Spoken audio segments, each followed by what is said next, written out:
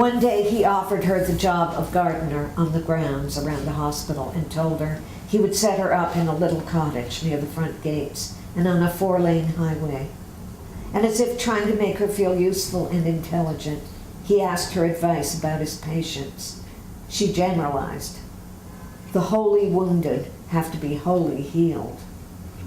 He thought she had said holy, H-O-L-Y, and his mind wandered nervously away. Always he feared the return of her manias. Now she grabbed his hand in hers and examined them with tears on her lashes, saying, "Your pink nails are like seashells. Your knuckles are so brown." Backing away, he replied, "Calm down, it's nothing. My dear friend, since most of the world is absent, air should be your model of heaven, not physical details." And later that day, he gave her a little excerpt from Kafka's notebooks that she pinned over her bed. He supposed that he played the part of God in her life, or maybe she even fantasized about him loving her. Strange how the legacy of cynicism is belief, he reflected. And once again he heard her begin her story where she always began, one night many years ago, from under a dry rose bush in a rough garden near the Irish Sea. And as soon as I was halfway through the story, I heard him breathing in low, regular patterns and discovered, to my amazement, that I had put my doctor to sleep.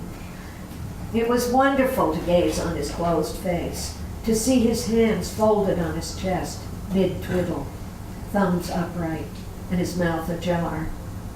His soft eyelids were flat against their orbs. He didn't seem to be dreaming. His will and his intellect had fled. His notebook dangled like a children's storybook from his parted knees. And looking at him, I remembered the face of the boy who had shared a cabin with me many years before on a sea voyage. When the little boy was asleep, his expression was like the steam that dreams in its way from the surface of salt water in early morning and seeps into invisibility under the heat of the day. His expression was without malice, mistrust, or sorrow. It was a look of repose that marked the true border between this world and the unseen one. But unlike the boy, the doctor snored. And that was the moment I tiptoed, sick of fiction, past him, out of the brick building, and set off to exercise my happiness in foreign lands.